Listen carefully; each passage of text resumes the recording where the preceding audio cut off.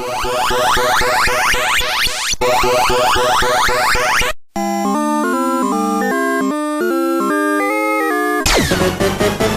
go!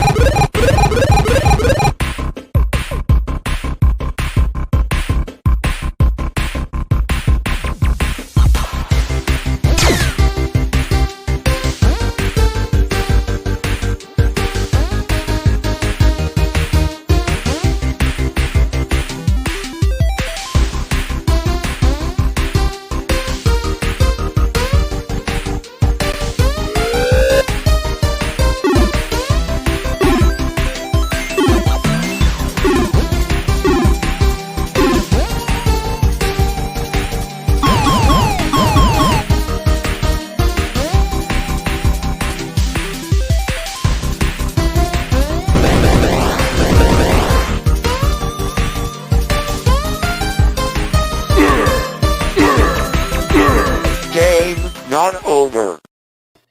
Hey, everybody. Welcome to another episode of Indie Comics Relay. I'm your host, Keith Gleason, creator of the Mighty Mascots. With me, as always, Johnny C., creator of Sartana, Surrounded by Death. How's it going, bud? I haven't talked to you in a while. Feels like it's been 2 weeks or so, huh? I know, right? I was just thinking the other day, it's like, Corona put me in a funk, put me out of the groove of things. I've been so busy doing comic stuff in the last 2 weeks. It's like I felt like our last show was yesterday. That's how much time went by. Things, as soon as I think things opened up in the state, it almost like the switch went back to fast forward, all of a sudden I have a full con schedule for the rest of the year almost, I know, right? It's crazy, dude. It's crazy. Very spread out for, I don't think I have anything in July until Terrificon, but now I got one in August, and then September, October, I think I have 5 weeks in a row. It's freaking nuts. Wow, yeah. That's the heavy duty business. Yeah. It's back in the swing of things, man. Yeah, dude. I'm just hoping the people show up to the shows, Yeah, I'm just concerned in terms of, I keep seeing in the news, and especially the international news, this Delta variant. And I hate that we just nosedive right back into another variation of this pandemic, now it's like the lid's been thrown open. I don't know if they could force us into lockdown again. No. It's like the internet. You can't stop the signal. I don't think so, right? I mean, it's like I don't know. Maybe they could, but I don't know. But I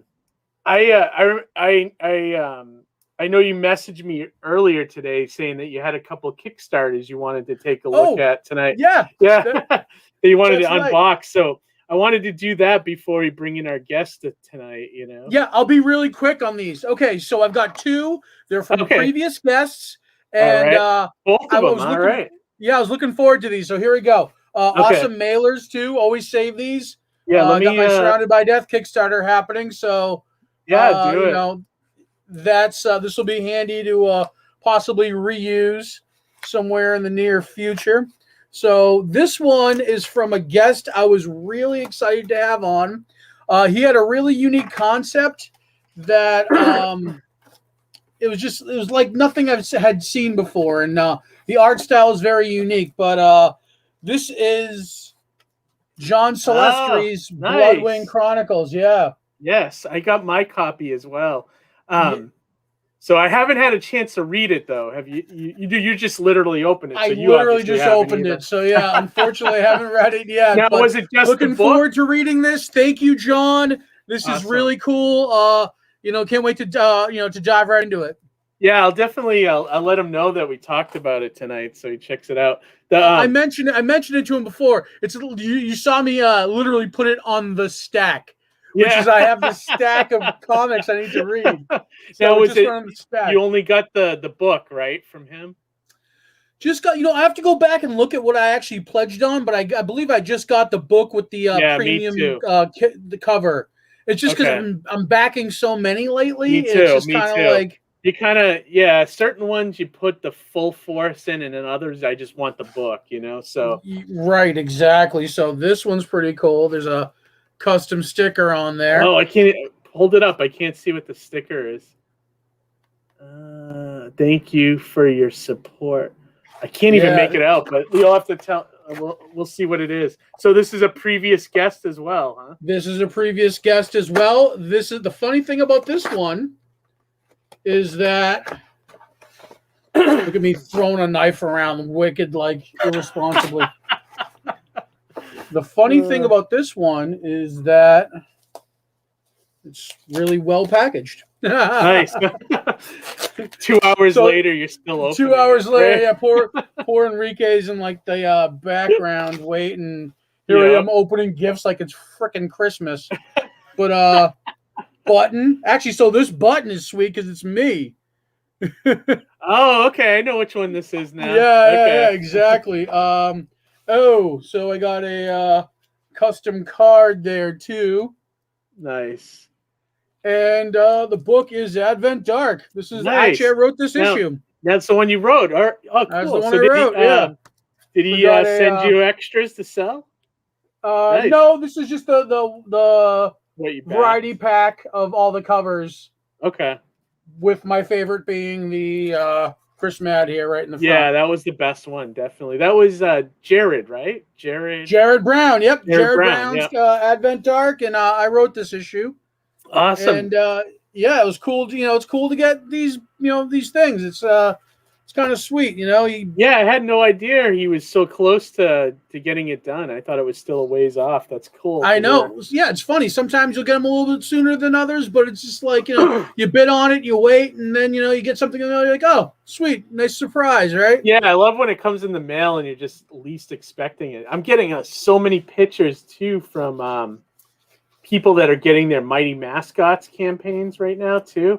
And it's I mean, they spread it all out. They take pictures. It's like it's so cool to see. It's like makes you feel absolutely. good. You know what's going to happen with you, dude, when you launch yours. Wait, do you have a date yet? I've been saying July 1st, but I'm actually going to offset it a little bit because I feel like I don't want to compete with the holiday. That's wasted days, right? Yeah, you want to start strong, so maybe right after that, I would say. So I'm thinking right after the holiday, but it's getting close. I've got the story part down. I've got some images in. I'm waiting for some artwork. One thing I can say, and I don't know if I've mentioned it before, but Chris Mad's actually doing an exclusive cover for me as well. Sweet. And that's only going to be available for 3 days of the campaign. Really? Okay. So you're doing one of those special. Nice. Yep, and that's going to coincide with San Diego Comic-Con. Awesome. Because it's a Comic-Con cover. But, we'll have more artwork probably at the next show. We'll share that next week. Awesome. Perfect. Yeah. All right. Well, so enough of us. Yeah, enough about our BS. So the guest that's on the show tonight, Enrique, he did our show a while ago, right? Probably about a couple months after we started. It was like the one show, the one episode I wasn't there. Yeah, man. So my wife subbed in that day, and Enrique's a great guy. I met him at East Coast Comic-Con like 3 years ago. I think we were in the same artist alley. And then we've kind of kept in touch since then. It was right when I think when the first issue of Mighty Mascots came out, I was going all over, in the New England and, as far as I could drive area, so. Yeah. I've seen Enrique in some creator Zoom chats throughout the pandemic, hosted by Reed Pop, hosted by CACN, hosted by Sebastian Bonet, who's been on the show previously with Nerds of the Round. Awesome. But all the artwork I've seen, and I know he loves to sketch live sometimes. Definitely Phenomenal. So without further ado, let's bring him in. Enrique, how's it going, buddy? Enrique. Finally. I'll shut up the rest of the episode, Enrique. 2 egg rolls. Way to make you wait, man. It makes it bittersweet, I was telling Keith, dude, I'm falling asleep. Now I was like. Come on now. Okay, we go. Now we're gonna wake you up. I gotta. I did your show on September 2nd. That was my September show. 2nd. So that was probably is that when I came on your show, or was that when you came to me? You were still. Let me see. I can go back here.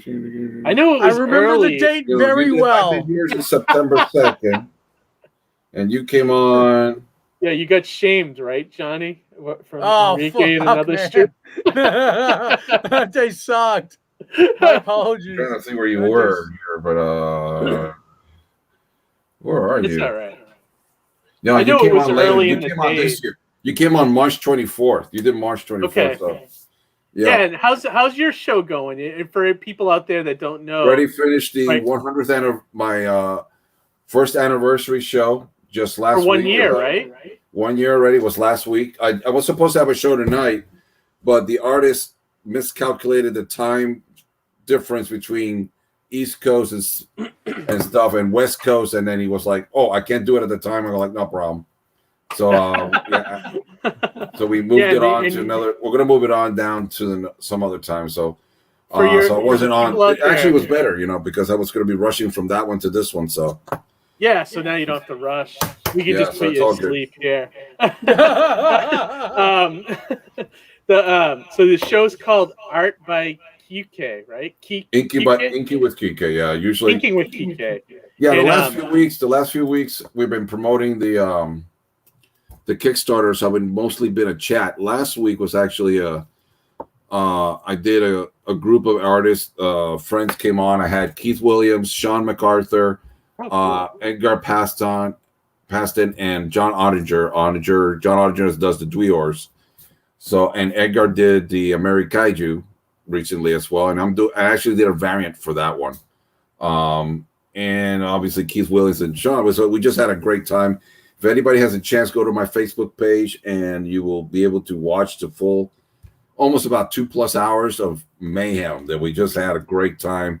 Awesome. A lot of fun. And how do they find that page? Is it a specific? Is it a link? It's under Art by Kike. Under Art by Kike. But I believe if you put up my, I don't know if you put up I don't know why it won't let me comment. Apparently, if guests cannot comment on their own show, so I'll private chat it to you. I think if you do it, it's weird if you're in the show. I think you have to do it on a separate device. I think, right? Yeah, we'll have it in the we'll have it in the description later on, right, Keith? Yeah.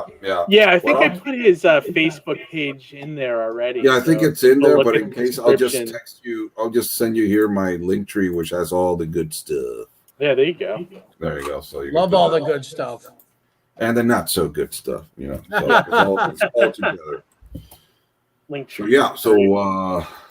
So I'm kind of like really. I was telling kids a while ago I was really, really tired because my daughter just finished high school. She graduated on Monday, so I had my father-in-law, my parents, my other daughter came over, and the thing we hadn't seen each other for like 2 years because of all this stuff. So so it was like some stuff going on. It was like so. Congratulations, though. Yeah, 2 hours that's of great. traffic. So was it a full-blown graduation too? Everything else. Wow. It's like it was a beautiful day, and but typical of what happens, they were thought, oh, it's going to really rain, so they kept moving it up. It was supposed to be 6:30, then it moved up to 6, and then they kept moving it up further and further. It was the hottest day of the week. It was Monday. It was 90 degrees out there. My daughter actually fainted. She actually felt faint, so they had to get her ready, and then she was able to go and sit back outside in the sun. So for the graduation, it's like, there you go.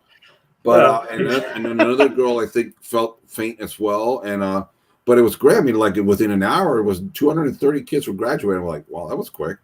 Wow. Yeah, that's impressive. So that was they did like for my niece and nephew, they're still afraid of COVID over there, I guess, but they did like drive-by graduation. So like basically they just drove by. No, and then, I mean, I guess they must have threw the diploma at you or something, or made it look like number kidnapping 6, focus in psychology. Can you supersize that, please? Thanks. Have a good one. Yeah, exactly. Not here, man. This was like I had a lady over my shoulder, and so we were all together. It's like there was no no separation, man. It was like all Yeah. like normal. Yeah, heat Foo- exhaustion. Yeah, it's been hitting us all week. I Foo know. Fighters held a sold out concert in Madison Square Garden over the weekend last week. It's like 150,000 people crammed together. You know. Yeah, so I mean that's good tidings, I guess, for New York Comic Con, Yeah. right? I know, Over. right? I guess So- it's on. It's on Well, like Donkey Kong. Yeah, actually, interesting thing about New York Comic Con, I just got a survey from them like a week ago, and they were asking like, what people want to do. Like, do you want people allowed in if they aren't vaccinated, or they have to have like a vaccination card to get in and all this stuff? So it's interesting. I'm curious to see what they're going to do. You know. I'm just hoping to see if I can get in for a table. You know, Yeah. finally. Oh yeah, good luck. I mean, it took me years to get into that show. It's tough too because they have to honor all these prepaid tables from the previous year too. So to squeeze in, it's kind of like if you're lucky, if somebody cancels or if they have a spot. Yeah, This is the year though, Enrique. You're doing a lot of projects, huh? Very busy though. Yeah. Yeah. For Big actually, New York, I'll tell you one thing: they're not honoring anything. Because last year I got into the Florida SuperCon, which is a repop, and when they canceled it out, because originally it was going to be on Mother's Day weekend, then they moved it to September, whereas this year. And I remember asking them, look, so I assume that I'm already qualified for next year. You go like, no, you got to redo it. So even if there was they never, for New York, they didn't actually get to charge anybody last year. So they're basically, it's all free this year. Now there'll be agents and stuff who probably have their tables already set, but for all of us, no, you got to go in there just like Orville. Well, so that'll help what you're doing right there. If you're doing their other shows, they take that into consideration when they book you for other ones. Say you're like stars to them. Yeah, exactly. So, so let's see. We'll see, man. I mean, I'm hopeful. I'll find out next week. So if not, I'll take C2. I didn't get into that one last year, so if I can get into that one, I'll do that one. So well, I mean, that's a great thing. I mean, cons are opening up, and you can literally find a million of them if you tried. And I got a bunch of them coming up anyway. I mean, and by the way, to correct you, we actually met at a Terrificon. Did we? Yes. I thought we met at East Coast. Nope, that was the second time. The first time you and your wife, you were in Terrificon against the wall. I think you were next to Jack Horner, who does all these books as well, and you were in that corner. I remember that, and we spoke a lot there. I was a lot chubbier then, so probably don't remember me. So same. So keeping you honest, Keith. Yeah, right. No, that's good. That's actually the first time we met. Then we kept up going on the East Coast. Basically, on my calendar right now, all the shows from last year moved over to this year, and some of them I actually had to cancel out because they reshuffled their dates, and they're starting to like run into each other. Go like, well, I can't do yours now because you moved it. I'm already committed to this one. So I'm doing now July. I have Gem City, which is in Dayton, Ohio. Then the very next week after that, I'm at Terrificon, and then after Terrificon, I have in August. Let me see. I'll pull it up here, and I know I got Florida SuperCon, Baltimore, Cincinnati, Akron. I'm doing it as well. I'm doing the legendary show that Phil Russert is setting up. I'm doing that one as well, which is a one-day show. I'm not doing any more one-day shows, but for him, I'll do that one. Okay, so that's the one I have in August. Yeah, Legendary's in August. I'm doing an Inbion Con online. Then I got Florida SuperCon, Cincinnati, hopefully New York Comic Con, Baltimore, Akron, and then hopefully C2, E2 at the end of the year. So what a schedule! Wow. And I'm still waiting on a whole bunch of other ones that haven't told me if I'm going to be there or not. And like Wizard World Chicago, I'm waiting on that answer. Waiting for.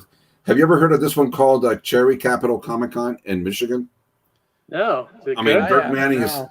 is in Acme, Michigan. It's like really up in the north, and Dirk has talked to he loves it, and he says, "Man, if you can get over there, get your ass over there because it's a lot of fun."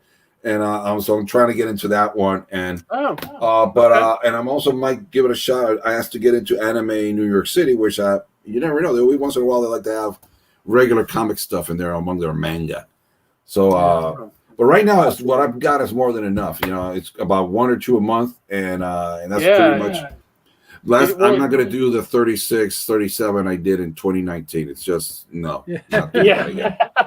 I need we've time done that to a do few other stuff. times, and it's not. I'm very lucky to be extremely busy right now, which is a blessing and a curse. But I love the blessing part of it. It is just great. There's something to be said about putting a price on your free time. It is, and it's like, and it used to be that there was a plan. I mean, I did set this thing up. COVID set the plan, slightly delayed it, but not too much. The reason I did 37 the first year was because I needed to get out there. I needed people to see me, to meet me, create the network. That because of that network is that I created. Then they was able to, when COVID hit, have already some contacts to get things done. That's why Stupendous came out, Horrendous came out. Build your brand, I did my inking show, which brought in new people to me, and I got to meet them, and they got to meet me. You should make promo cards for your inking show for all your conventions coming up, and give them out to people with the links. I got this little scan card I give now, because now what I'm doing is like I've changed my social media, everything so much lately that I have to do this. I have this little scan that you just point your camera on it and it takes you to my link tree. You get all the stuff, and that's and people follow that. And because I noticed a lot of other artists were actually starting to do it, and they have like little banners on their tables. I'm going, well, I'm going to do that. I'd already thought about it. So when I did a little promo card that I did for Garden State, I'm trying to see if I can see where's my copy. Oh yeah, right here. Yeah, I gave this is from the a character from the Not So Fair Tales. Oh, let me make it big here. Yes, that was cool. the Jocko character. But then on the back, you have the scan card. So people would take it, you can have it, then they'll scan it whenever they get a chance. They go, oh, look at that. And it opens up right now. If you go to my link tree, it opens up to pledging for the Not So Fair Tales, pledging for the Rusty Inks, my portfolio, my comics books directory spot. I noticed there's a preview in there too, where you can check it out, right? Right, and the preview is also set up as well. I mean, if you go to the page, I have it over here that you can, like, if you want to open up here, because this is a project the closest to getting done. Yeah, that's the Not So Fair Tales. Let me do this to fill it up even more. So this is the Kickstarter. So let's explain this to people. So this is a Kickstarter anthology that you have a story in, correct? 3 stories in. Oh, you have 3 stories. Yeah, yeah. Oh, okay. I only saw the one. So okay. I'm not going to do just one. It was funny because again, I did Stupendous, and Stupendous I did it because I'm Matt Parton told the creator of Stupendous, look, this guy can really do stuff. You should get him involved. So I got him. I couldn't get into Horrendous 1, so I got into Stupendous. Then I did from Stupendous. Then I was asked to do Horrendous, and then in Horrendous, John Anningfield, who's the creator of Not So Fair Tales, saw what I did. He says, you know what? You should pitch me something for this thing. And I said, what's it about? Oh, it's about fairy tales, and we're doing whatever we want with them. And I'm like, oh, that's a good idea. So I pitched him 4 stories, and he chose 3 of them. And I'm like, really? Yeah, let's go all out. Let's go all out. 3 out of 4 ain't bad. Yeah. Hey, the more the merrier, right? To be honest, the only reason he didn't take number 4 is that he asked me. All you did was make the character in that story a fairy tale, because it's really not a fairy tale. No, it's not. No, that's not coming in. It's like I try to get it in there. He goes, no, that's not. But it's actually a really funny story that I've already developed it, and it's written out, and all my friends who are inkers and artists, I've shown it to them, and they just love it because it is so much. It's making fun unfortunately, a lot of the stuff that happens to us, and Okay. and it's a real simple story, and I'm hopefully going to produce it for an anthology I'll do maybe in 2023. Yeah, I'm seeing here that some people are saying that Ara is going to he's going to be an attendee. Well, I'll let you know where my table is so you can spend some money at my place. If not, Yeah, at least come by definitely. and say hi. Yeah. All right. Well, Well, Ara right is now, I an gotta say awesome thank dude. you. Hopefully, because I've just saw our total just went up. So hopefully, one of our great viewers here actually did this. If I will that's the say case, that we have a great audience, and you know, the more and more it's gotten bigger and better over the last year. Wouldn't you say, Johnny? And most of the people, we've been seeing like a little tiny bumps in campaigns when we have people on, which is nice, you know. Live, yeah, we've seen numbers go up. You know, the Dirk Manning's Tony Schiavone book. You know, I believe a couple other ones. Even Jack Yeah, Holder. yeah, Jack. You know? Speaking of, let me do this real quick. I probably could find it real quick because it's funny because Dirk and I have known him for a long time, and he is always so gracious. And that I ask him, can you do like a pull quote for my stuff? And he does them all the time. But the one of the versions he did for me, when I showed it to the guys, they were like, you know what? It's pretty generic. Why don't we use it so you can see it here? It's right there. Short stories with twisted endings that even experienced readers won't see coming. These are among my favorite type of comic offerings. So I thought, you know what? That actually works for all of us. So what better way to have a Dirk Manning quote on? You know, let's put it in there. It's like so I we had him on about a month ago, Johnny? Yeah, it was about a month ago. He was promoting the Tony Schiavone bio book. Yeah, and he was on my show just before that. So awesome. So he was really cool. So basically, this is like you taking all these fairy tales and turning on their head. Now, this book, when you pledge here, you can do the regular. You know, the $15 will get you the PDF. Okay. Which gives you the full thing. I mean, you get the whole thing. And that's always great. Because so you can buy in at $15 at the ground level. Now, it's 172 pages, 19 stories. Okay? Wow. On top of that, when you pledge, we're already broken through a 250, we already went beyond 250 backers. So you're going to get 12 additional digital comics from a lot of the authors and writers and creators of the books. In the story, you're getting them also. For example, you're moving down here. Let me go over here. So they're gonna send you like a link. You're gonna get all these right now. You got. Oh wow. You're gonna get these three here, including Sunmaker and the 99 Bitcoin and an elephant story. You're gonna get the Sefer Kliathu, the Dark Vibes. You're also gonna get another issue of Sunmaker, Robin, and over here you got one of the volumes of Ichabod Jones. Oh wow! From Russell Nolte. Yeah. So and you got Wilhelmus as well. So you get all these plus the book, and if you get the hardcover, you get all of them, all this as well. So plus the digital. So and if we get the 300, hardcover, do you get physical copies of those or just digital? No, just digital. Just digital. Okay. Just digital. But still, there are some strict. You get a little paper toy. There are a lot of additional. So if you go a little higher, you could get a map that's included, which is really cool because on the map they put like numbers, so you can see where each story actually takes place in the world. Oh, cool! So it's all interconnected. It's all interconnected. Universe. This is really nice. The slip case is made out of a nice wood. This is like etched on it, and the book fits in nice and beautiful. It's $80. Of course, it's a little more, but you get something very, very unique, and I'm to the point that I've already got my own because I wanted one for myself just to make sure I can have one for my own book. That's neat. Yeah, that's really cool. And you can get anthology bundles. And now I want to show that Modern Mythology. This is the volume 1 of that book of that anthology. This is called The Hero's Return. There's a volume 2 coming out real soon. I want to say tomorrow, but I'm sure it's not tomorrow. It's coming out really soon now at the end of June, and I'm in it.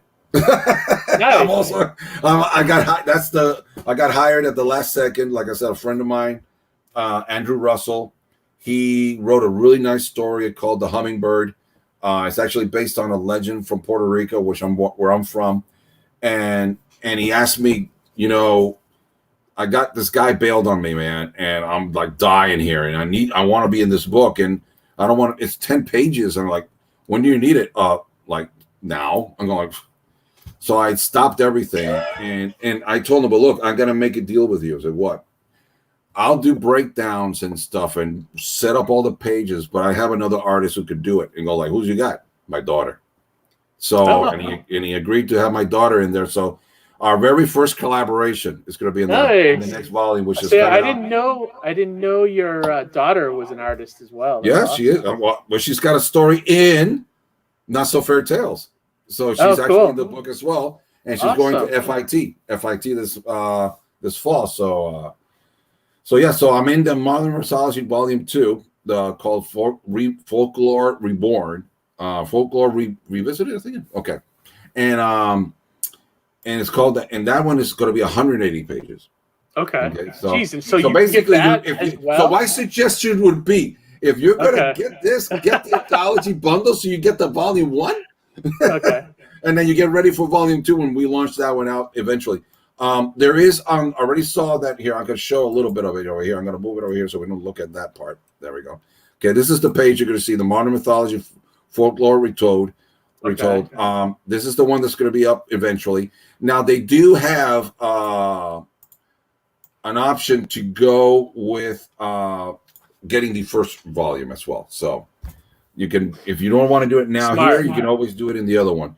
And I mean, I saw somebody do recently a Kickstarter for issue number 3 of their volume, and there was no way to get the first 2. I'm like, I see people do that all the time. What happened? Yeah, what happened?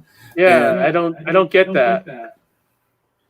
Well, I want to say saludos a Roland, familia de Sidra. Johnny, I think we're getting an echo from you. Do you have? Is it on me? I think so. Let me. All right, hang on. Let me mute you for a second and see if it's that. That's a funny thing, muting Johnny. Oh, wait, maybe it's. Oh, maybe it's you, Enrique. Hold on.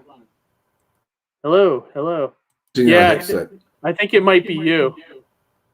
I'll bring it down. Okay, cool. Johnny, you can unmute. All right, there we go. All right, so let me see. Is that better? I can hear it a little bit, but it's not as bad. Okay. Yeah, okay. So anyway, this one is like, we're only 6 more days to go. Okay. So take advantage. I mean, the very first day we hit 50%. That's fantastic. Right? Actually, that's a great first day. And people were taking advantage because we had this nice one, which is no longer available, which was the book for $35. Oh, that's another thing. Shipping's included in the $40.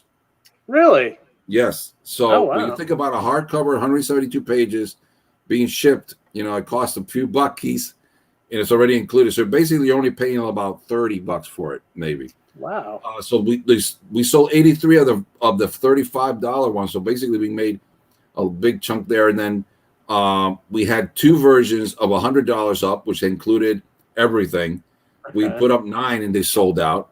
We put up another 11, they sold out.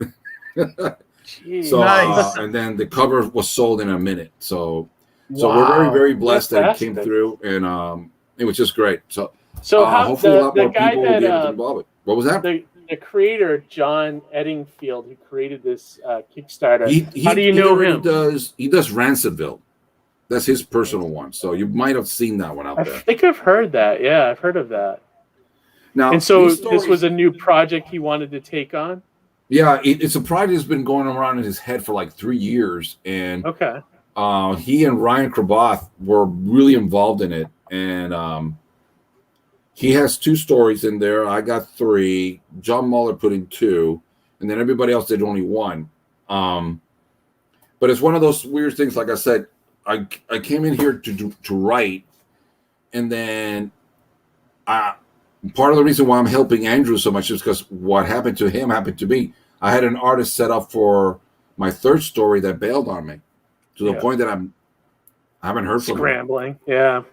And it's after a that sad happened, reality, I'll do it myself. And I didn't want to do it. I didn't want to draw it because I really wanted the artwork to be as good as it could be for that story, because I thought it was a really important story. But John Edenfield pushed me and said, "Look, I think even if you did stick figures, this story is too important. You got to do it no matter what. Go out there and do it." And I did do it, and I sent it out to a large group of friends and people. Look, check this out, and the response has been overwhelming for that story. I'm was blown away, so humbled. Awesome. One reviewed it saying that it was one of those stories that what's going to happen, and you just know how bad it's going to be, and there's nothing you can do about it, but it's something you need to reread 100 times because you need to feel it, what's going through. And it's, like I said, it's very personal for me. I don't want to go into the details exactly what it deals with, but as an Hispanic immigrant, I'm not an immigrant, actually. My parents were immigrants. I was born in the U.S., so it has a lot of stuff going on. And I was very lucky to have Carlos Mangual doing the lettering, that it makes it absolutely beautiful. So, but anyway, let me see if I can do something real quick here. Johnny, this is somebody that you should get to know. It might be another anthology opportunity for you, Yeah. I got to. I was actually thinking. I was like, after I finish the third Cthulhu, I'm going to dial back the anthologies. Oh, are you? Okay. Only so that I can get because I was talking with my Sartana artist, and we want to do a last chapter of that book. So yeah, get that going. And I got to get all that stuff going, and then maybe we'll circle back around. There you go. But you're going to do the Clearthur, the third one. Yeah, I'm working on the third Cthulhu right now. Well, lucky you, I didn't get in. Oh, really? No, but the funny thing is that now Russell knows who I am. That could be it, Enrique. Maybe no. He told me that was it. It's like I didn't know you, and I was asking for the maximum amount of pages, and he says, "Dude, I didn't know you. Well, maybe you would crap the bed. I couldn't risk it." I know. And that's absolutely fine. This might be it. It's like and it was cool. And I know the story was good. I mean, I like it enough that I'm going to do it on my own, separately, in a different, reinvent it a little bit. So, that's the best thing about doing an anthology is that you can take that story and you can go elsewhere with it, right? So one of the cool things about the Cthulhu anthology, and I think this is kind of what got me into all three books, is that even though each story in each volume is different, there's actually a kind of a through story between the two. And I think my story with Kara is the only one that actually connects all three volumes together. So I think I kind of had a benefit with that. You know what I mean? Yeah. Mm-hmm. Did you plan it that way, Johnny? Not really, but it kind of just I asked if it would be okay to do a story that was kind of set within the same realm as the first one. And then it just became a thing. And now it's we have to do the final chapter, which is the third. You know what I mean? Very cool. Yeah, I think it's more for an OCD, it has to be completed thing. Than anything else. But hey, whatever, Yeah, whatever works, Yeah. Awesome. And then, so Enrique, so you had said you have three stories. Yep. Are they based on so it's a fairy tale, or yep. not FairyTale kind of anthology? This one, the Jocko story is. It's like Jack and the Giant. Jack and the Giant Killer. Yes. Giant Killer. Okay. Nice. What was your other one sort of based on? This one over here, the Takeout is this Takeout is based off the wolf in sheep's clothing. Okay. Then my daughter's, which is over here, hers is based off Cinderella. Oh, cool. And then my third one, which is the one I was talking about, that was really important to me, Sociale Speculum. Okay. That's based off a story, fairy tale of Iron John, and of girls. Everybody's gonna go what? That's the whole idea. I wanted to talk about and say and bring out. Had I used characters people really recognized, it wouldn't work. Okay. So I needed to go with something that I could still be within the fairy tale realm, but bring this story into so people won't have these preconceptions when they read it. Gotcha. Iron John is a character that I had to study and I had to figure out what is it about. He's a creature that was captured by a knight. Can you maximize that screen a little bit so we can see Yeah, the please. artwork a little more? Oh yeah, Enrique, this is your art, correct? Oh, right that's here. mine. Yeah, let me see if it goes up now. Actually, I can make that screen its own layer. It's gonna take a while because right now I have so much stuff going around. That's all right. That's all right. There we Oh, go. it's beautiful. Look at that. Yeah. Very cool. Even the lettering And is like really I said, this is Carlos Mangual. He did a great job with the caption boxes and yeah, I like that. Looks like a tablet. It's very cool. Oh, it's gorgeous. Thank you, man. This is the page that when I was originally I wanted to do it in black and white, and John said, it should be color. You'll be the only black and white one. I said, but look, I'll put the captions in color. And he was okay with it. But then I went back and then I talked to Ryan Kraboth and I said, look, I want to try this. And he said, do this changes with the colors. And then I pulled this off and he was like, yep, that'll work. So look at Nikki Daly says, dude, can't wait for this. no, I appreciate it. I know, right? Yeah. Like you can see, I played a little bit Thanks here for with joining us. rain. You can see a little bit of rain. You can see a little drop of rain there and stuff like that. Playing with the water, and there's a little bit of watercolor contrast in there. This is like a combination of what I used for reference for this one was this street in this really like an Istanbul kind of place, and then I added this mountain to it, so I wanted to make it like it was almost like coming out of this naturist thing, but which is what the idea. Iron John is a creature that was captured in the forest, and then there's a scene in that while he's in this cage, which is where he is in here, a little boy, a ball hit the cage, and he grabs it, and there's a little boy says, "Give me back my ball." He says, No. I'll give it back to you if you get the key to get me out of here.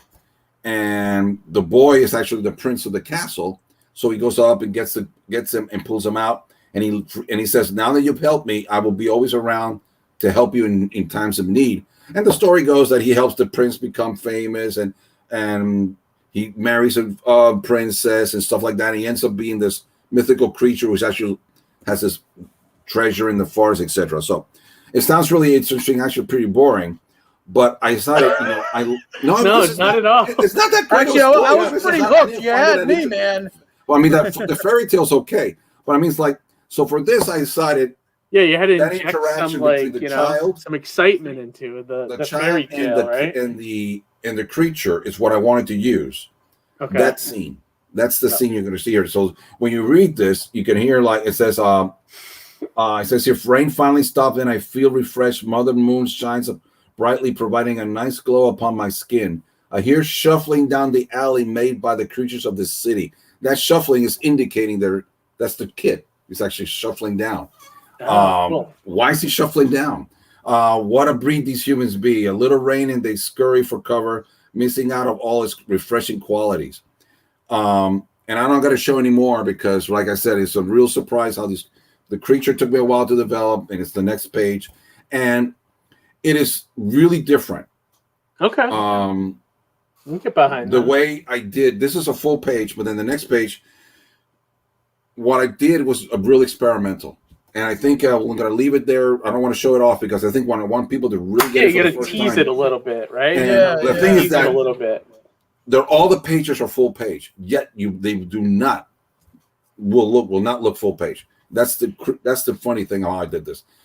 They're all spread out in a way that I remember. I think it was James Avila who wrote. He says it's very experimental and unique way of doing paneling. Oh, cool. There's a lot of things people may not pick up the first time they read it. They got to go back and say, "Wait, whoa, that's interesting." So it is a really tough theme. So, but it's very, very relevant to today. Okay. So I think that's a lot of cool. people will enjoy that. So, how close is this book to being released? Like, where's the whole? Okay, right now, Anthology what you're going to be looking at, the book is 100% done. We all handed it in.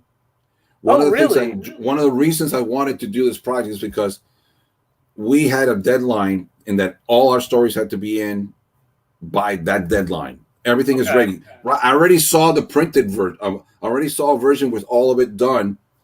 In the order it's going to be done. I have that already, the PDF. I already actually looked at it. And we're going to make some changes. I'm going to change the lettering on my daughters. We're going to bring it up a little more because it's getting a little, we're going to make it a little darker. That's good that you guys and we're going to fix a few things in other areas. But it's already done. So what the time frame says is that by July, I think anybody who backs the digital will get it by then in July. Wow. Okay. And then in October, it should be printed out. Sweet. So we're looking at worst case copies. scenario. It should be the first week of November, which if you're considering a really nice gift for holidays, get the $80 one, which has the wood etched in the book and all the other stuff. Great gift for any holiday. But so and it's guaranteed, because right now the way it looks like we're going to get it the first week of October, which would be nice because it'd be nice for me to take it with me to Dayton in November and see you in November. And I got to show it in October. You'll have them in Baltimore. Time for, 2022. It'd be nice to have it for my New York Comic Con. That would be nice. But anyway, it's if not, it'll be there for next year. So exactly. There you go. Yeah, but the coolest thing about it is that also, if you feel like you're on the fence about it and you're not sure, go to the Kickstarter again, and let me pull it up once again here. This is the Kickstarter. Do you have your audio? Did you enable your audio? We could play the Kickstarter video if you want. Oh yeah, play the video. I don't know if it'll work. Can you hear it over there? Let me see. It's only going to work if you hit the audio thing when you shared it. No, it's not. Nope. Let me do it on mine. Hang on one second. Okay, go on yours. All right, give me 1 second. We'll play the video just so that we can see what this is about. Give it a proper showing to people. All right, here we go. Share audio. All right, let's take a look. Hi, I'm John Eddingfield II. You may know me from my other projects, Ransomville: A Sour Beginning, and Ransomville: The Rotten Truth. Today, however, I'm here to talk to you about my newest book based on Fractured Fairy Tales. Now, you may be thinking that it's a book based on Jay Ward's 1960 animated shorts called Fractured Fairy Tale. But no, there are copyright laws against that. I'm talking about a new anthology published by me, and it's called Not So Fair Tales. Not So Fair Tales is an anthology collection made up of 34 creators working on 19 sequential fairy tale stories. This book contains all your classic fairy tales, such as Rapunzel, Hansel and Gretel, Cinderella, The Frog Prince, as well as many you may not have heard before. Then we warp and retell them for our modern, more sophisticated audience. This is going to be a huge, beautiful hardcover book, 172 pages, with a matte finish and glossy art paper. There's humorous stories, SF stories, romance, horror, and fantastical stories, satires, and tragedies. If you love twisted stories like me, then you need to treat yourself to this beautiful anthology. So jump in on this Kickstarter now, and let's go make an amazing book. Awesome. And reality, once you dive into it, and on the Kickstarter, you can also go to my link tree. You can get a free 40-page preview, and that's not like one-page preview. You get 5 full stories, including some of the better ones, including some of the really good ones. Share that link again. Is that the one you shared at the beginning of the show? Yep. Yeah, it's in the link tree. I think I mentioned it earlier. There is a all right. Yeah, preview. let me so share you said that there's again. actually 5 full stories in that preview. You get the Russell Nolte and the Rick Torres story. You get Angela Odling's The Frog Prince. You get John Muller's Jack and Jill. You get Brent Fowler and Lisa Moore's lady in the old lady in the shoe story, which is that for me is like the best story among the best. And it's the reason it's the next to last one in the book. And then and my Socialis book, my story is actually the one before that one. So I got those prime finishing. We're gonna finish with a flourish kind of thing. So so I'm really proud of where they put that one. I wasn't sure where they're gonna put that one. I was like, but my daughter's one, when you think about it, she's only 17 and she's already going to be published with me. And I edited hers. A lot to be proud of, man. But the thing is that she ran into some time crunch because of finals and stuff. And I told John, man, I'm going to have to come in here and do some of the backgrounds. He goes, no, your style won't mesh. I want her to have her own style. So he gave her a few days. So we ended up because he had to be done by the dates, it had to be done by the dates. So is he planning on doing more of these? Yes, I'm already hired for number 2. So there's another anthology. There's going to be another volume next year. Yes, I mean, cool. Very cool, awesome. And I haven't set up on my story, but there was one story. I was actually going to have 4 stories, like I said, but I didn't write the other one. You're gonna slow down. Matt Parton was supposed to. Matt Taking up the whole book. Thing. I'm just kidding, man. It was like funny because there were going to be like 20 stories, and then I was going to be in 5 of them involved. We're like, really? So Matt was going to do a story, and I was going to ink it, and he ran into some major issues with work and the COVID he's got situation. A million things going on. That kid. Yeah, and he couldn't get in it. Couldn't get in it in time, so he was actually dropped. So it would have been 180 pages. Wow. At least he has a shot with. He's going to be in the next one, so I'm already know I'm going to be in the next one no matter what. So I'm good. So yeah, he's got awesome. A cool gig at that drive-in that I see him posting out all the time. Yeah, I did the inking on the one day that was for the Monster Squad. Oh, cool. Yeah, so there's Johnny. There's a guy named Matt Parton. He did one of my variant covers for Mighty Mascots, and he's a good kid. I met him at Terrificon like 2 years ago, and have you seen that? There's a documentary on Amazon Prime about this drive-in down in I think where is it? It's Pennsylvania, right? Yep. Enrique? Yep. It's called the Mohawk. I think I'm aware of that drive-in. Okay, yeah, it's like all they show is classic films, from the 80s. Because I don't know, they can't show modern movies or something. The critters of this. They do stuff like that. But this kid, Matt, he does like posters for them for their events all the time. They have celebrities that were in the movies come down. Like they had a whole Monster Squad thing. That's a cool gig, to find out. That's really cool. I cannot tell you, cannot give away details right now. Okay, but I can say that the following, due to that poster that Matt and I did for the Monster Squad, it got noticed by a certain individuals that have now approached him and I, and we will be taking over 2 projects. One is a mini comic for a Kickstarter, an Indiegogo campaign, and the other one is going to be an anthology type. They want to do like multiple books with each one have a specific story within that universe, and we're going to take over that comic. So sweet. We cannot go into it when and stuff is start, but as soon as we have more details, I'm being told.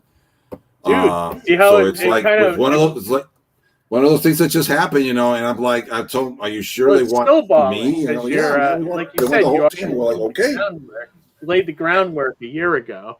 Now you're starting to see like some progress. The ball's rolling now. You're picking up more stuff. I've been telling. Like that video. People were asking me what to do. They want to get into those things. They're telling me they want to get into anthologies and stuff. I'm like, look, I told them you got to go onto the different boards. That's how you network. Johnny's does it. I did it the hard way where I didn't look for any of that. I just did it myself, and now I'm thinking back, that probably would have been an easier path for me to get involved with anthologies and, try to network with people. But I think it's great for young creators to do that, whereas you don't have to produce a full comic. You can get a couple skills from this. You learn how to tell a story in a shorter amount of pages. Plus, it's easier to produce 6 to 8 pages versus 24 to 36 pages, per issue. You also find artists that you'd want to work with. So for one example, doing the Cthulhu books, and seeing, and speaking of Angela Odling and seeing her artwork, like that's like on my now bucket list. Like I want to do a story with Angela now sometime in the future. It's just a matter of, whatever story is the right one to tell. But like, seeing her artwork, I absolutely fell in love with it. I think it's awesome, and it just inspires me to want to work with her in the future.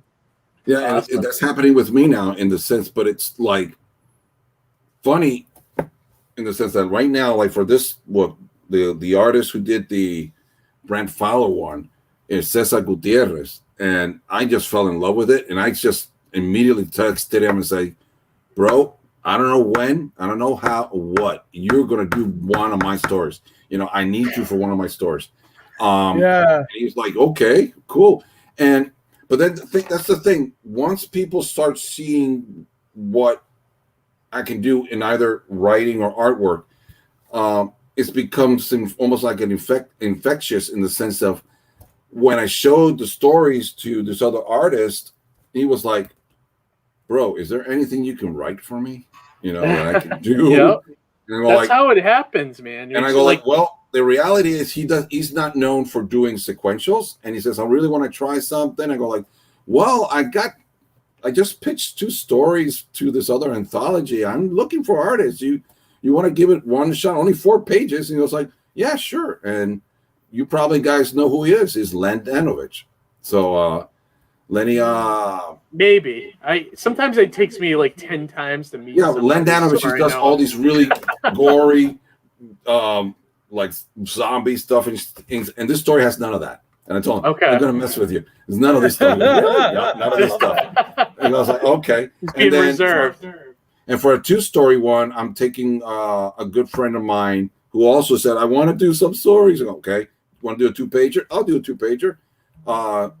Joe Critelli Jr. Okay. He'll be joining me on that one. So I got those, and then that was because I got into that one because the creator of that, I think that's who's doing that one? I think that's Jeff Weaver's book.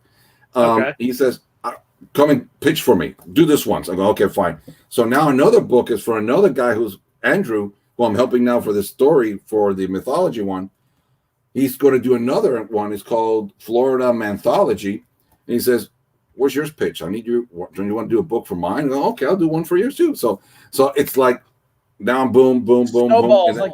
Now, because everybody's seen me now, they go like, okay, I want you to work with me. I want to do this for you.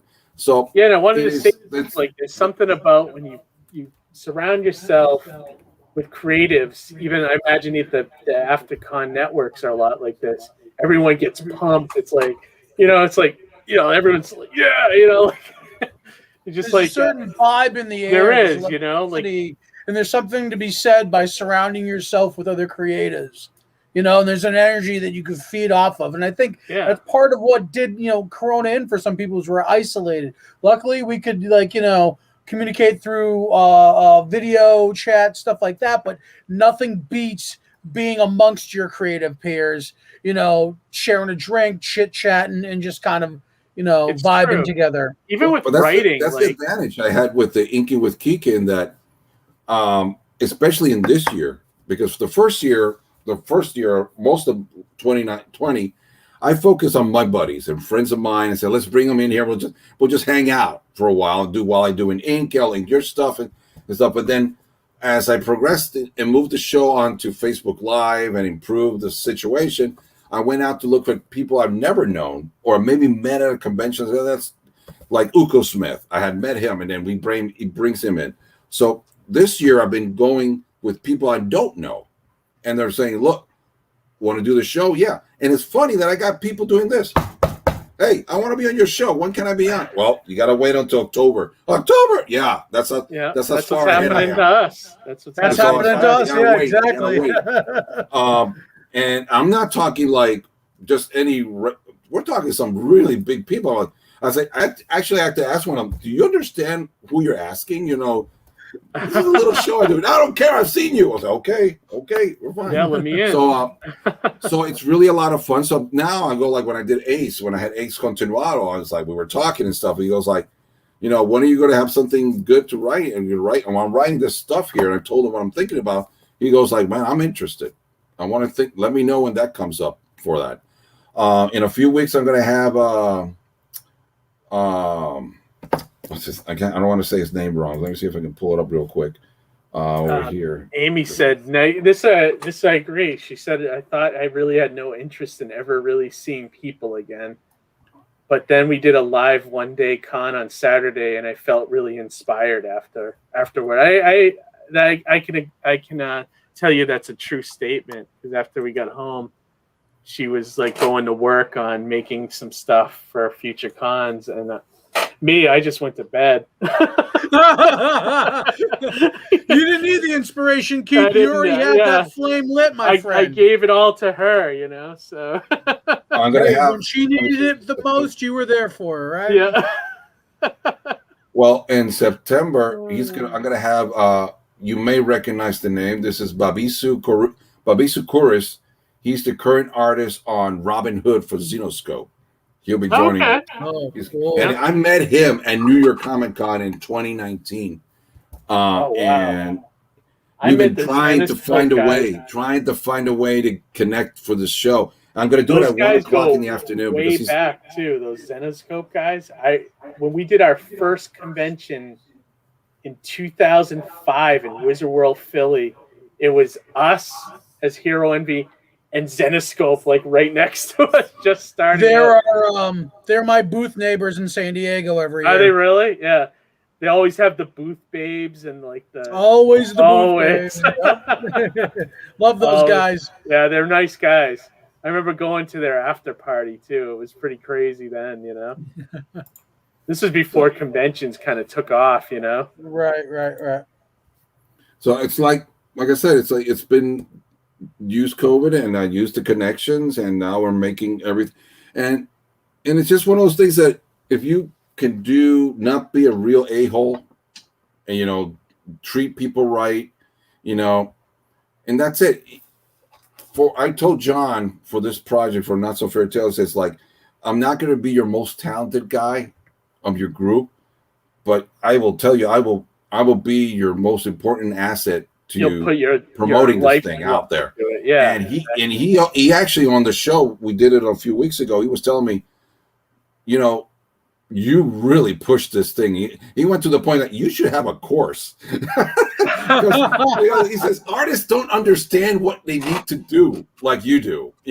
Well, I go I point over here. I always point to when I take. Sometimes the creatives don't know the other side, which is marketing. I did study this stuff. Yeah, same. I mean, I didn't study marketing, but I understand it a lot, and it's literally half of your creative output has to go to marketing, or else what are you doing it for? No one's going to ever see it. You know what I mean? So it's like, you got to get yourself out there. At times I wonder, I know why it happens, but I think some people go like, why are they bringing you to this show? Why are they inviting you to this show? It's like, you got to know how to promote yourself. I think there are a lot of talented people out there that just don't know how to do it. And they wonder why they're not getting invited, or not why they're being or they have like some kind of anxiety about it, or there's other factors there sometimes, but or they're just afraid you to gotta ask. push through that stuff. Yeah, I got no shame. I have no Yeah. Same. Yeah, like I've always been the type to just never be afraid to ask. Like, this is gonna sound dumb, but like my first example of it, I was a kid. I went to a laser show sponsored by the radio station WBCN. Okay. And I saw the guy who ran promotions at that show. And I was like, that's him. When am I going to get a chance to talk to him again? I just ran up to him. I was like, hey, can you get me tickets to this concert? He was like, sure. Call me. Awesome. It's just like, and then that's when it clicked for me. It was like, it's that simple. Just ask. As long as you're not afraid to hear no, I mean, yeah. I think that's valid, definitely. Because I would sometimes just go there, could you like help me with my the table cost, something like that. And then it was Larry Stroman who went up to me and said, like, why are you asking for a table? Just go say, I want to be a guest. And let them bring you down. Go like, no, we'll give you a table, okay? but give them the maximum. And they go, I want to be a guest, and then let's see what happens. And if they lower the bar, you may get the table. Yeah. You never know. So I was like, but Larry's like, you can probably say that a lot more than I can. It's like, get away with it than I do. But there was a show I really was hoping to do this year, but it's moved over to next year. It's the Heroes Con, so I'll be doing that. I'm already registered for that one for next year. So I did that about, I think, 2015 or 2016. It's a great show for comics. I've heard it's a great show for indies. Yeah. It's expensive. I think I would do better at it now that I have the Mighty Mascots. At the time, I didn't have that book with me. And that's I think I would do better at it now. What's up? That's what I mean. So it was a shame that what happened, but now when I look at it, for the little bit of this year, but next year, man, my table's going to be packed. Yeah, I'm gonna start lining up shows. Not So Fairy Tales, Modern Mythology. I'll probably have the other ones already done because they're launching at the end of the year and the beginning of January. That's the way to it's like I won't be able to put anything else on the table. It's like it'll be packed with books and stuff. It's some of your budget you're offering a variety on the table for sale. The more and the different price that you can points. sell, different price points, and then also. Allot yourself like a handful of copies that you can give to people you want to check it out, creatives in the field, editors, things like that, have a few on hand just for that. We're hoping for a few more things when we're John is talking about submitting the anthology for some stuff, and I think we have like things like awards, that. Definitely. So, why wouldn't you? Like Johnny said, all they can do is say no. Yeah. But if you don't try, it's already no. You know what I mean? Right. Can you pull up my screen a second here? We'll start wrapping this up since we're at almost an hour and 10 minutes. Wow, it's crazy. Yeah, it went by like that. I can talk on that. We love it. Same here. I get this is the one that's running now. This is the other one I contributed to. This is the Dinosaur Trading Card set. This is my first foray into doing sketch cards. Oh, cool! Is that and that's Rusty too, right? Yes, Rusty. Yeah. Now, this is Rusty Gilligan's. What? This is Rusty Gilligan's campaign. Yep. Oh, terrific! We use one of our our second guest ever or something. Yeah, like that, right? I think so. Yeah, it was like way back in the. I'm going to have him on my show in a few weeks, so yeah, it's going to be a lot of fun. And this is one of those things that I got in there. Basically, tells a lot of good stories, Yep. This is the fun. Like again, I got in here through Matt. Okay, Matt Partner. I guess he told Rusty, this guy's good. You should get this guy. I owe Matt a lot. How do you know Matt? By the way, Enrique, how do you know Matt? Okay, quick because we're running out of time. Quick. Yeah. Almost about 4 years ago. Okay. We met through a meeting that another artist set up. We were like 8 of us at this Panera. I don't even remember where in Jersey. Okay. And we were going to be the new image. And I'm thinking, this is when I'm just starting out. And I met Matt. I met Matt Buttich and a whole bunch of other artists there. Yeah. Joe Ryan is also one of them. So obviously we didn't become the new image. Okay, so it's obvious. So that didn't happen. But from then on, Matt and I really connected. So from that meeting, I said, you know what? I have this idea for a print. He says, what do you want to do? I want to do all the bad guys from Star Wars on one shot. Call it the Sith Lords. And he goes, and I want to have Darth Vader and Anakin in the middle and do this and stuff. And he loved the idea. I said, let me do it. I'll draw it. And he drew it, but he actually drew it the way I wanted to was to have the image in a different way, but it actually looks good. The way it came out, I go, okay, we'll go with that. So I inked it, and then I gave it to DC Alonso to do the coloring. Yeah. And it's between here, both of us, is one of our best-selling prints. Oh, cool. So you guys all took a piece of that and had to. Yeah. So ever since then, we both have done little things together. And so he's like, when I see something, I go, look, you should check this out. And he's gotten some jobs because I've said, this guy has really good cartoon style. Go check him out. And I push him, and then he gets it and goes like, oh, I need an inker. Bring this guy. And so it's like, that's the way it works, you know. He was, now, I mean, literally, I met him because he was right behind me at Terrificon, and he was wearing a Joe Kubert shirt. And I went there for 1 year, and he went there all 3 years. And I said, "Hey, you went to Kubert school, huh?" And that was it. We were just talked the entire weekend, and now we're kind of buds, you know. So, you know, I don't see him all that often, but things happen, man. Here and there. And he's led me this way. And honestly, when I look back at that meeting, I was speaking to other people lately about this, and I think that of the 8 of us in that meeting, he is the most ahead of the curve of us as to establishing himself as a star. Yeah, he's out there. His children's book and the Mahog drive-in and all these kind of gifts he's got going. And I'm telling you, what's coming up next, and he's bringing me along. I'm telling you, dude, you don't have to. Yeah, I'm bringing you along. And what we got coming up is going to blow people's minds. And I cannot even believe we're going to be doing this. I'm really hoping that it goes through. That's a good tease. We'll be on the lookout. I like that. Tell you, if you're into horror, all I can say is like, if you're into horror movies, wait to know what we got. This is it. Yeah, I love it. And I'm just getting ready for it. I mean, I just because that's what I like to Dead 2 print from you guys very shortly then. So anyway, I have no idea. And that's my guess. It's one of my favorites. So Enrique, show us this last thing. Year, we'll wrap it up. The Earth Trembles. You can get you got digital cards, you got regular cards. Now I can show you. I'm only allowed to show one of my cards. I actually did 10. Let me see where my card is. Let's take a look. Let me see where it is. No, that's not it. Here it is. Boop. That's it. That's one of my cards. All right, blow that up so we can take a look. Because then all the bad, ugly stuff is shown when I blow it up. No. No, not at all. That looks good. So now you did the full thing on this. Yeah, this one I had to actually draw everything. I drew ink and I did the color because he wanted it, and I used watercolor pens and not pens, but these are marker pencils. Very cool. How many cards in the set? Oh wow, there's like 200. I don't know, something. It's a massive number. Oh, wow. I did 10. Jay Moore did 50. I was like, wow. I don't know how many. I was like, what? This is like an indie comics relay all-star, like the lineup here. Look, here's the lineup. I'm going to pull it up. Here we are. There it is. Look at all. Wow. That's everybody there. Wow. Oh, look. Wow. Look at that. Over there. Nice.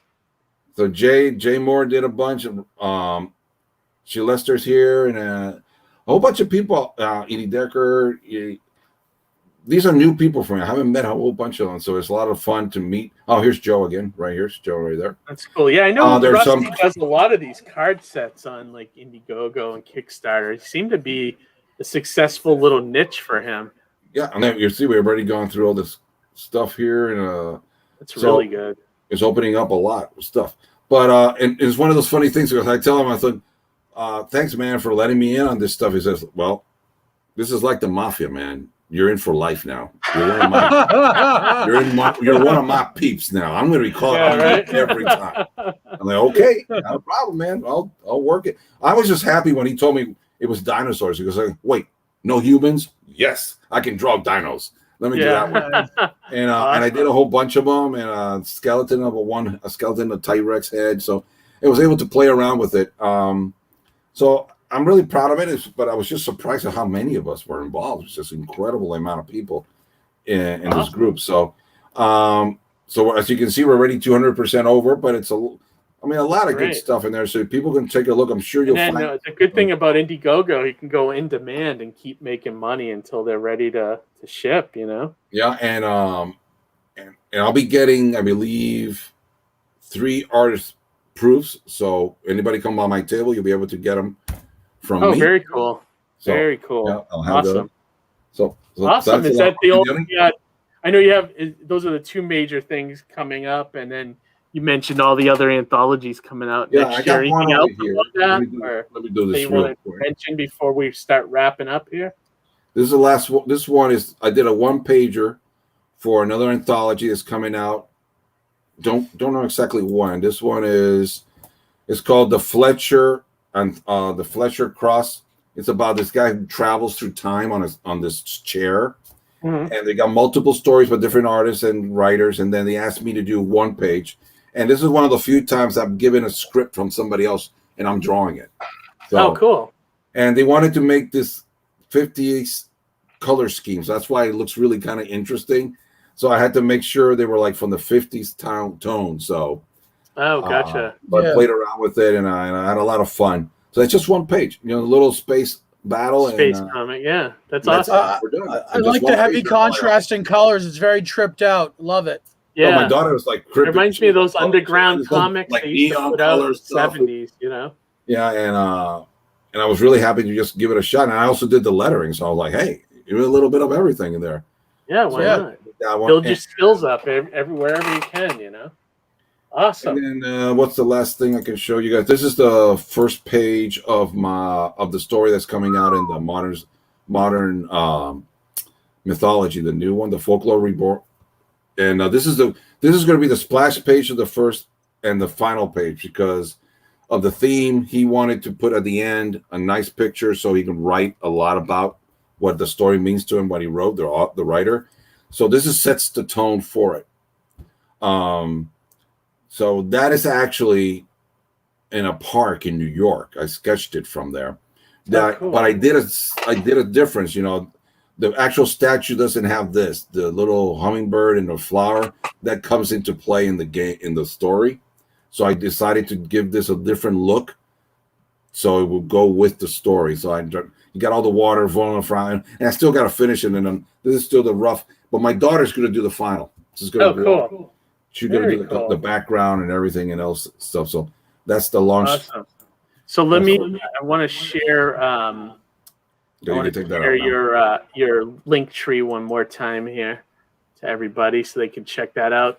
Check out that's in the comments. Check out how many days left in the Kickstarter?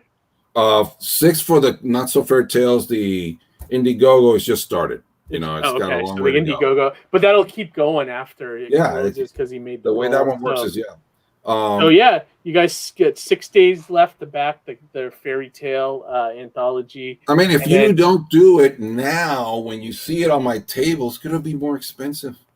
Yeah, that's true. You're going to pay more. It's going to be more expensive. Yeah, I got to charge more. First, if you do the Kickstarter, you get it first. You want to get it everybody cheaper, else, So that's always the advantage, There is a pay. I'll let you know. Per story, we put up a blank spot on. There'll be like for signatures, so you can go out there and get all the signatures from people. That's cool. We actually wanted at one time to maybe have a tier for signatures. But we got people in Germany, Canada, and Australia. That makes it a little harder. So. We were looking at how to do clear stickers to maybe put them on top and stuff. I don't know. The entire amount you made would just be in shipping. Gone in shipping alone. But awesome. So get on board. Check that one out. You got 6 days left to back it. And then check out the link tree we shared in the chat. You can also pick up Enrique's links in the description of the video if you're not watching this live. And just check out his shows. When's the show on? Weekly? It's like Wednesday. Every Wednesday at 8 o'clock Eastern Standard Time, 5 o'clock Pacific. Awesome. Next week, who's my guest again? Enrique's could be a lead-in show to Indie Comics Relay. Every other Wednesday, My show can go usually about an hour, but the thing is that depending on the guests, we're there for forever at times. So next week I have the first hour of Enrique's show, and then come right over here. I'm just or do what I told somebody else to do. Kidding. Put it on your laptop. Watch me on your laptop, and then on your phone, watch Indie Comics Relay. You can get them both. Or just watch them. Pick one you like, and then watch the other one on the replay next. On the replay on DVR. Day, DVR, no need to unless you want to interact with us. That's the best time to watch it live. But Johnny, anything you got going on before we wrap things up? No, like I said, I'm just working on the Kickstarter, working on Cthulhu Volume 3. I just want to thank Enrique for coming on. Thank you so much I'm glad we could for taking the time, Enrique. I backed Not So Fair Tales while in the midst of this. Wow, man, appreciate it. I love that that Speculum story that you have there, and I got to check it out, and so I had to back. So Okay, I encourage everybody Appreciate else to do I'm the telling same you, because it looks Even awesome. without my stories, that the quality in there is The off amount the of chain. pages. No. too, you get The page. right. I mean, the roster is impressive. You know, it's just one of those things that you look at it and go like, really, wow. It's like a indie comics who's who, man, in there. It's Yeah. like it was really well balanced. You got up and coming guys like me, and then you have these established stars. So it really brings it to the fold that you can really appreciate what's in there. Yeah, that's fantastic. Yeah, Absolutely. But yes, and thank with you for me- taking the time to come on. Yeah. thanks you guys for having me on again. Yeah, I appreciate definitely. it. Not much else with me. I'm just chipping away at the campaign. I'm down to 200 orders, so I'm Oh, still that's just not bad. slowly getting them out. It's gonna Yeah, probably yeah. take me the whole summer to get all the orders out, but we're getting Yep. there, and they're starting Yep. to hit. I'm seeing pictures all over Twitter and Instagram, and it's awesome to see. People That's are good. loving Yeah, the it's good book, to see you know? that feedback. Yeah, it is. It's awesome. So, all right, Yeah, and then and, next week we're back with 2 episodes, Tuesday and Wednesday. I know Tuesday we got Jeff Haas and Phoebe Xavier again, and I forget Wednesday who the guest is, but we'll be back 2 nights in a row next week, and then Yep. it just never ends, Johnny. There's Never always a new ends. Never Kickstarter. ends. Which is, or Yeah, we're it's a glad good to thing. feature everybody. You know. Yeah, it's a good thing. As long as we're available, we can do it. So, And all right, make sure you guys. come back, Enrique, when you and Matt have that new horror project. We'd Oh, love come to back. feature I'd love that. to have you Matt both on. Matt and I he'll be on my show on September 8th. Okay. So we let him probably know gonna, if you we're guys probably want gonna to throw it dual out cast. there. We That'd should be do a great. dual cast. We'll try to work it around. Yeah. Yeah, definitely. All right, guys. Well, have a good night, and me and Johnny will be back next week with 2 episodes, and we'll see you then. Have a great week and a great weekend. Later. Thanks a lot, guys. Appreciate it.